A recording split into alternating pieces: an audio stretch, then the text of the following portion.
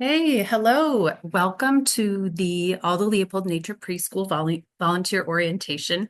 My name is Caitlin Knudsen, and I coordinate the volunteer program here at the Nature Center. And I'm also an educator here.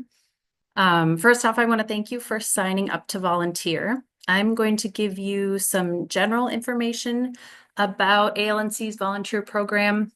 And then Courtney, the preschool director, will tell you a little bit about the preschool's educational philosophy and what to expect when you're volunteering here in the preschool.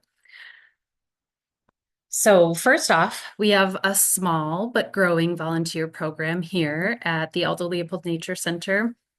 We really appreciate the help that we get from our volunteers. We're a nonprofit organization and recognize that volunteers play an important role in achieving the Nature Center's mission, strengthen our connection to our community, help educate the public about our organization and its cause, and make the Nature Center a meaningful place to spend time. In case you're interested to know what volunteers do here, we have front reception desk volunteers helping visitors and answering the phone, people helping out in all sorts of ways at our public events like Fall Fest and Maple Syrup Fest. And then importantly, volunteering here to help work on our land by planting native plants, doing trail maintenance, and removing invasive species. I mentioned this because if you're ever interested in doing anything like this, we have a drop-in land steward work day on the second Saturday of the month from 10 a.m. to 11:30 a.m. and that's April through October. So we can always use more volunteer help on these days. And then you can admire your work when you drop your child off at school. So, because you have a child or a grandchild or family member that attends school here at the Nature Center, I'm going to assume that you're at least a little bit familiar with the Nature Center's mission to nurture children and environmental sustainability through connecting and learning in nature, as well as our programs and grounds and facilities. So I'm going to skip over some of the information that I would typically include in a volunteer orientation. However, if you have questions on any of these things, we have a lot of information on our website, and you can also reach out to me with questions as well. I do, however, want to go into your rights as a volunteer here, as well as some important expectations that we have for our volunteers. So, at the Nature Center, volunteers have the right to a safe and welcoming environment, to be recognized for work done, to receive effective training and supervision from staff, and to resign from their volunteer service anytime, at any time. At the Nature Center, we expect that our volunteers work their shifts as scheduled or inform their supervisor. So that would be Courtney or the volunteer coordinator in advance if unable to do so. To refrain from bringing other people, children, or other family members to a volunteer shift. To be professional, fair, and honest with others in words and actions. To respect differences of age, ethnicity, sexual orientation, gender identity, mental or physical ability, race, socioeconomic status, and other socially constructed differences. Maintain a physically and emotionally safe environment for all. Speak positively to children and refrain from scolding, punishing, or using harsh discipline on any child.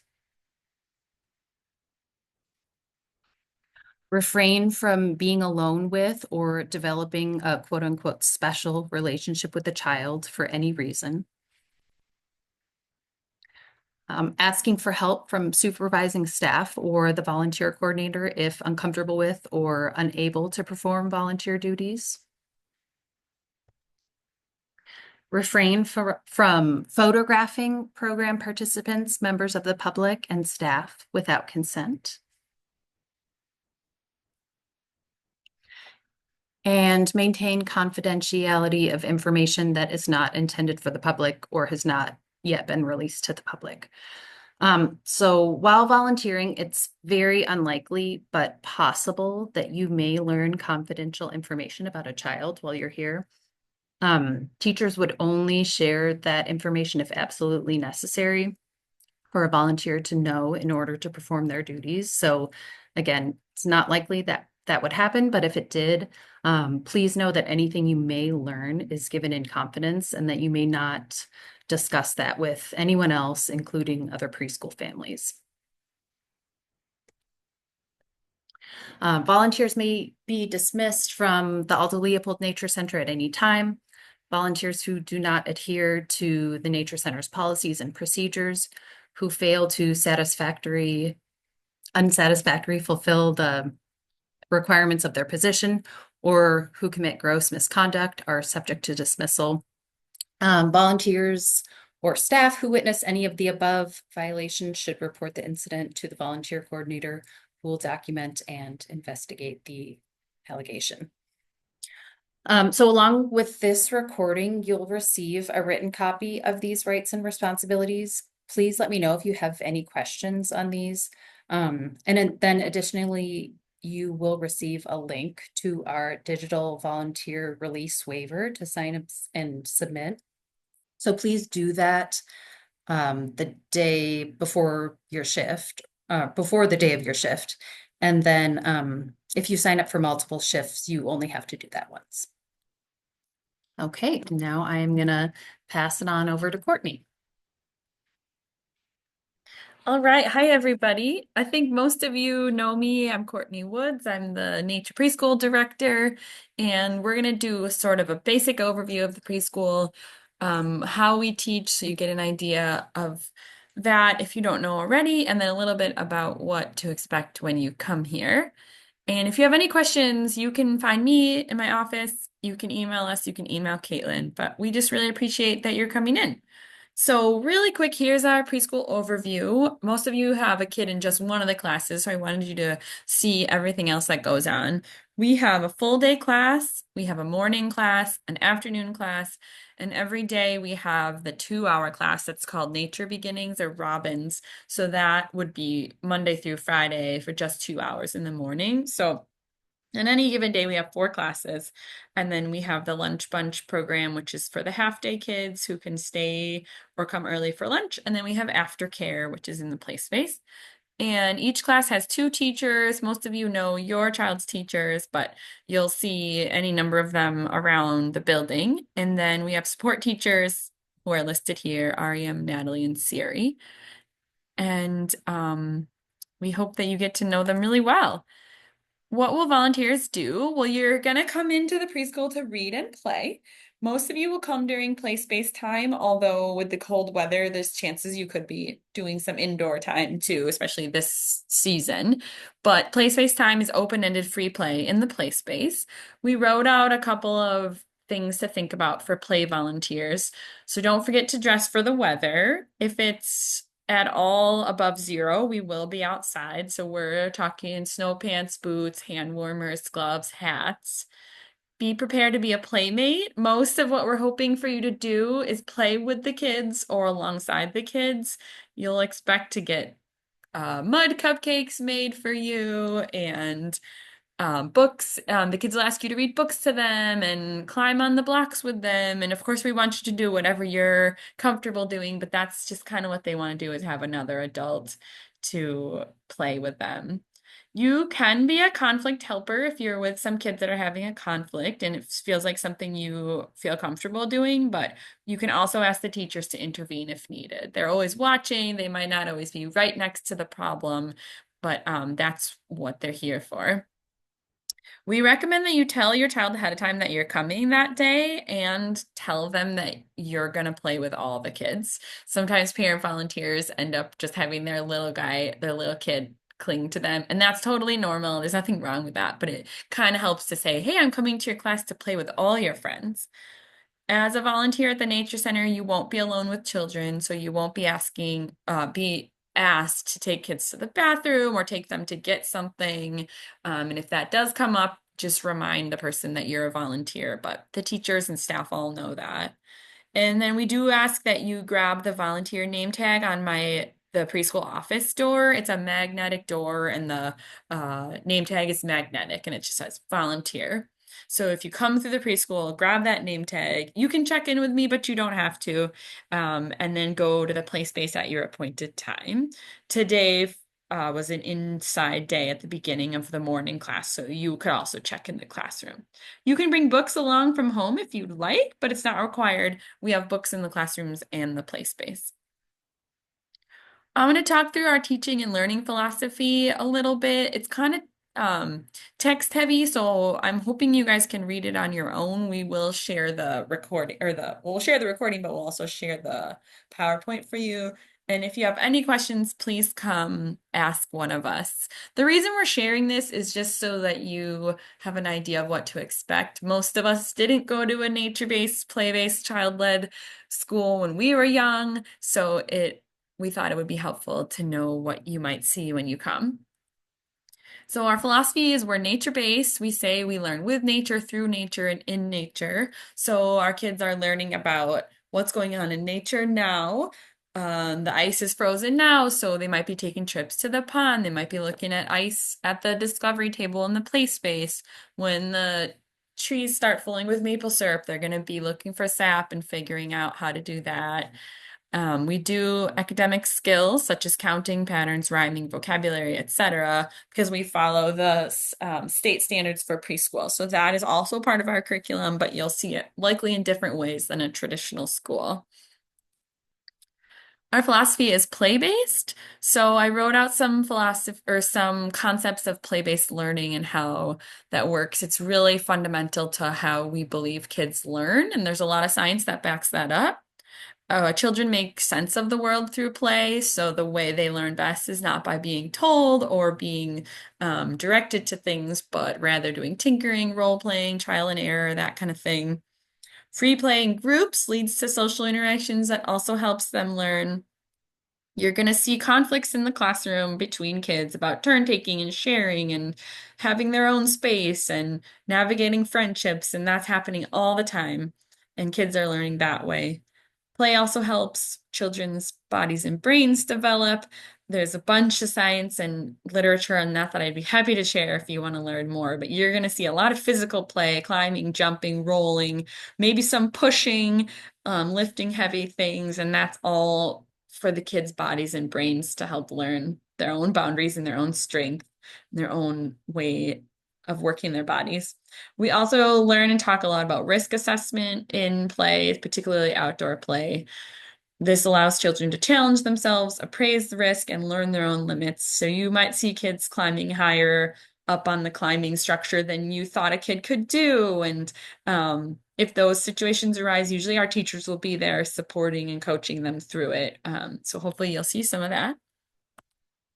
And then last, our philosophy is also child-led. And so our teachers and staff are paying close attention to what kids are interested in, and they often are going to interfere infrequently and only as needed. So some of our teachers call it being invisible because kids are going to learn and explore and take risks more when there isn't an adult right over their shoulder. I put some scenarios of what this might look like. You might see two kids arguing over a toy, and the teacher is going to stay back and see if they can solve the problem on their own before they jump in and provide help. This might be for a short time, it might be for a long time, depending on how it's going.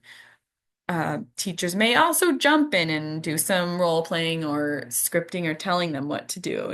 But our teachers at this point in the year know our kids and they know what they're capable of. Similarly, they might pivot what we're learning about because something happened, like they saw newly formed ice or a dead possum or something like that. And then a lot of our materials, both inside and outside, are open-ended materials, so they don't have like a prescribed way of playing with them. Lots of loose parts to allow for creative use of items. These are some things you might see or hear when you're volunteering. You might have some kids who become your shadow. That's a compliment, and it's also pretty common. So that could you could have someone who just sticks to your side. And don't worry about that if that's what's happening. You could see your own child feeling jealous of you spending time with others in their class. Or maybe you won't. Maybe it'll be a total delight that their dad has come to class today. If you really are struggling with it, you can talk to me or one of the teachers, but I think it should be okay for most of you. You might see some kids in your child's class struggling with self-regulation. What that means is they're gonna you might see pushing, you might see hitting, you might see tackling. These aren't things that we want to be happening, but they're common ways of expressing themselves in 3 and 4 year olds. And so almost all the time our teachers are there to intervene. But if you see something that you're questioning, please tell the teacher. They're happy to talk to you about it. We're seeing that we only have 9 minutes left in our PowerPoint, so I'm going to zoom a little bit through this, but I think we'll be okay. Please let me know if you have any questions about that. One of the strategies that our teachers use a lot is validating experiences instead of giving solutions or expectations. So with a kiddo who's really mad, you might see a teacher standing next to them just saying, "It's hard to wait your turn. You feel mad."